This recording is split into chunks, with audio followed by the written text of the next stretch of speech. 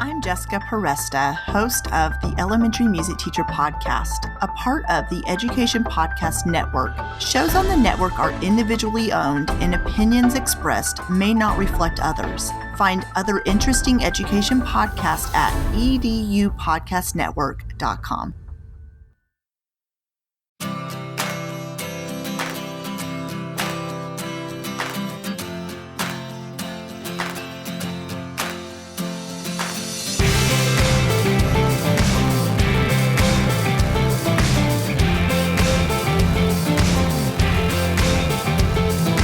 Thanks for listening to the Tech Tools for Teachers podcast, where each week we talk about a free piece or two of technology that you can use in your classroom.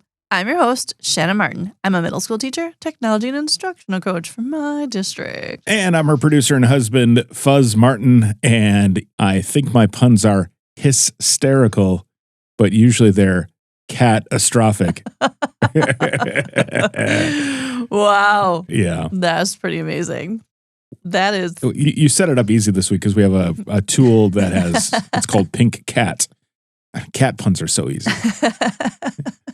I could do it. They're fabulous. I could do another one right now if you needed me to. Wow. I was going to go with, and whenever we have an episode that features games, yes, it's catastrophic because I usually end up playing them while you're talking to me. And so that Also might happen today. True. This is very true. Warning. So, episode 164.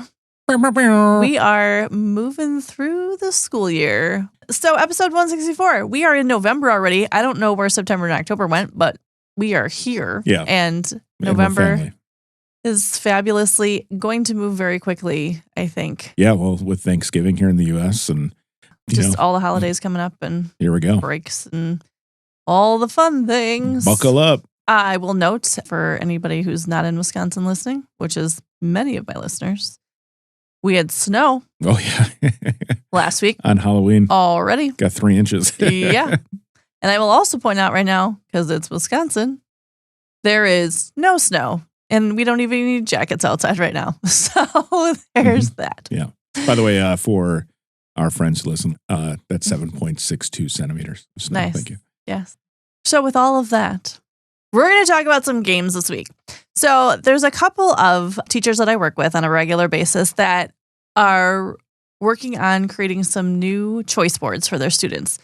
Those of you that practice UDL and do all kinds of modifications for your students and giving students lots of opportunities to learn, they're looking for ways like to build in choice boards that's not the same things that they've always been doing. So we were working on looking for some new resources and digging out some old ones and finding the best way to have students be able to practice independently and also have some fun and just reinforce some of those basic skills. So the 2 sites we're talking about this week can be used further up the ladder. So K6, K7, you could definitely use them with middle school if you are looking for some language challenges, which I think is pretty cool because one of our sites can be put into several different languages, which I thought would be kind of fun to work with students if they're in world language class or some of our EL students. So games that make learning fun. Our first website is called Pink Cat Games. I thought it was a green cat, but no, it's a colorblind joke. I'm colorblind. Yes. Right. So within Pink Cat Games, it's pretty cool. The setup as a teacher, there's both a free version and a paid version to like upgrade things. But there are plenty of things in the free version that help you as a teacher support your students. And then if you're really loving it, then I say to go ahead and upgrade. It's just some cool things. So it's pinkcatgames.com, pinkcatgames.com. All right. So Pink Cat Games. When you're home, there's little monsters everywhere and various little creatures. The monster has underpants on and roller skates, which is kind of amazing.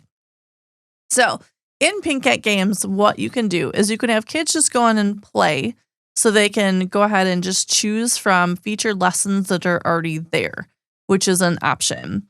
What's kind of cool about that is that you can go off of their featured. As a teacher, you can create your own questions. So the games are set up, but as a teacher, you can create your own content, which is awesome. And it just like plugs it into their games, which is pretty cool. And so if you want to just have your students play, you can do that based on games that are already created, that are created by other teachers. So they have things from articulation to addition and subtraction to rhymes to blends of words. They have spelling, they have expressive language, they have all different types of subject areas that you can cover, which is great. They have math, it's language arts, and whatever you want to set up your own questions on, you can do that as well. But mostly math and language arts in a variety of ways. You can go to My Questions, and that's where you create your own questions, and then they load them into the games. So you can base things from multiple choice or a word list. So you can choose how you want to set up your questions. So if I'm going to do multiple choice questions, you go that route. You give a title, description, grade level that you're testing or quizzing or practicing with, I suppose. Subject area. So you can put in language arts, math, science, social studies, speech therapy, specialty, or other. Subcategories they have in there that you can pick and choose from. And then languages, which I think is awesome. You can choose, there's over, I don't know, probably 40, 50 different languages, from English to Vietnamese to Welsh. They have all kinds of languages in there, which is awesome that you can choose from. And then you hit play or save or add question, depending on which area you're going to be in. So you add your questions, put all that in, click save, and then the kids can hit play right away. And you have access to your own creation. And then it loads it right into their games. So you have created the questions, but the gaming there then is created by them. The free games that are offered is Build a Monster, where as you answer a question, the monster gets a new accessory, which is really funny. And it swaps out the accessories. So even though there's like 7 hats, you don't finish until he's worn all 7 hats. He's got different pairs of shoes. He has little like accessory, like sports equipment, things like that. And so by the time they answer, let's see, 1, 2, 3, 4, I think it's like 20 questions or so, that monster's worn all the outfits, and then you've completed the game. So they take some time, which is nice. They have Feed the Shark, so you can work your way through and feed the shark. Which one are you playing? I'm playing the race. The Smarty Pants animal race? Yeah. Cute. But I think you're supposed to play that in a class with multiple kids. Some of them are teams. So if you read on the bottom, the quiz wheel game, it's for teams or players, up to 6 teams or players. So you can have kids play against each other. And the one that you're playing also is a competitive. So there's 2 individual games, and then there's 2 team games that you guys can play as a class. I'll note that they do have sound effects, but you don't have to have sound on in order to play the game. So correct. Yep. So you can click on mute or things like that. Yeah. So you have those options are always in there for the free version, and you can swap out your questions with those games as you want to. Then if you want to have the paid version, then you have more game options. So that's just something to keep in mind, that if you want to play the fancier games, then you need to have a subscription. Sure. But you're able to swap out the questions of any of the free games however you want to, which is kind of cool. That's cool. And then you can also have students practice off of other teachers. So if you don't want to create them, you can use other teachers and then play within those games too. So there's like addition practice. Like I said before, there's all kinds of different things that you can practice from. And it's just a great way to have students review and have access to more independent work. So you can just take the link, whether you're doing individual students or if you're playing in groups, because you can load your class in there, which I also appreciate. So like I can put my class in their group description, and then I will have a class that I can always drop my links into. So if students have access to that, then they can choose whatever games are in that space. Or you can assign them, like I was talking before, like choice boards individually. So you can assign an individual game to a choice board, and then students can have their skill practice at whatever they're doing. So Pink Cat Games, it's really cute. Yeah. There's a lot good if you're doing offer. Distance learning kind of stuff. You can do it too through that. Or at-home practice, those types of things as well. Or like I said before, into those choice boards where students can practice the content that you want them to, and you can direct them specifically to the content that you want them practicing. Yeah. And it also works on iPads, on Chromebooks, or on computers. Or on smartboards. So there you go. Yeah. So just a lot of options. Pink Cat Games, you can make the content whatever you want to. Our youngest doesn't know it yet, but I loaded her week's spelling list into there. Nice. And she will be practicing her spelling words later. Great idea. I actually was wondering when you told me we were doing this one, if it was for spelling practice for the little one this week. So Yes. Yes, very it good. will be. pinkcatgames.com is the URL. Yeah. Very easy. Yeah. Cool. Fun. Okay, so our second games that make learning fun site is called Sentence Play. And this is all kinds of work with building and fixing sentences. It's great sentence practice. So it's sentence, sentenceplay.co.uk. So sentence play in the UK. So what's cool about sentence play is there's teaching tips for teachers. So like, here's some specific things to help you teach structure and grammar and punctuation within sentences and making like little teacher help, which we always appreciate. Brush up on your knowledge, and it gives you some book recommendations and things like that. Then you have the games, and I think you were really excited before, and I'm sure you're going to be very distracted. Are you going to play Sentence Doctor? I'm currently playing Sentence Doctor. Because when I brought this up today, he was like, Sentence Doctor! Okay, so there's Sentence Laboratory, where you get to make sure that the science experiment doesn't overflow. And it's writing sentences and checking up to make sure that you are writing them properly. And then there's Sentence Doctor, and that one you get to spot mistakes in sentences, and then you go through and correct them. Dropping in, one of the other games, is going to have you work on clauses in sentences. Then there's definitions, which helps you keep definitions clear, so that way you understand them. And then there's Sentence Magic, which helps you improve sentences and build on them. So each game also comes with a set of teaching tips, which is pretty cool. Almost sets you up, not like lesson plans, but it gives you some examples and some ways to teach things, which is always helpful to hear other sides and other things that you can practice.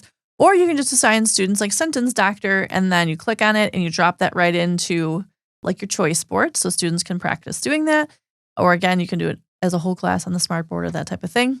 You can go ahead and click Start, and then you click Next Patient when you get a poorly sentence. And then you can go ahead and fix the sentences that are better. I thought it was really funny that they call it a poorly sentence because it's poorly written on purpose. So right. There you go. Yeah. So problem with punctuation, you choose your category because then there's various categories to choose from. Why are we fixing these sentences? And then you click New Patient. And with each new patient, you get a new sentence. And then you show the diagnosis. And then you can fix what needs to be fixed in the sentence. So it's fun. It's fun way to practice it without always having to write it all down. And you don't have to think of your sentences yourself, which sometimes that gets to be tiring, trying to always write them wrong. So that way the kids can write them. So it gives them some independent practice, a sentence structure, and some of those grammar pieces that are not always easy to teach because you don't want to be doing the same thing all the time. So it's a way of practicing these skills without just saying, all right, we're going to break down our sentences one more time. Yeah. So, I mean, I know this is kind of cartoony, but what you think this would be okay for middle school, or do you think? I would say first grade, probably through fifth grade with independent practice. Sure. Because it's talking about embedded clauses and. Yeah. And it could be practiced through sixth grade or some review. Sure. I think the games themselves, you might lose the enthusiasm of a seventh or eighth grader. Sure. Because it's kind of kid-ish. It is cartoony. Yeah. But also some of our kids might appreciate the practice because they need it. And also oh, this looks easy. And then they try and oh, I have to use my brain. Yeah. So I think it depends on your class and you would know what's appropriate for your class. And for independent practice, it could probably go across the board. Yeah. They do have some cool posters and such that you can download for your classroom too, which are pretty cool. And they have the printables, which is its own section where they have a sentence vocabulary list. So it gives you additional printables to support in your classroom and punctuation and connecting adverbs and stuff like that. So that's what you're talking about with posters, but also there's some lesson pieces in there and there's self-assessment tools. Name some subordinating conjunctions. Subordinating conjunctions. Don't cheat. When, while, before, after. I see you reading. You can start singing conjunction, junction. You could. Junction. Hey, what is the function? Little Schoolhouse Rock reference. Anybody? Anybody? Although I will not. Nice. It was a conjunction. There you go. So anyway, sentence play has a lot of great ways to practice grammar and get some of that sentence practice in there. digitally without always having to write them down. And it would be a great use for a choice board to give students some options to play independently and practice independently without having to write sentences all of the time. Great. That is, again, sentenceplay.co.uk.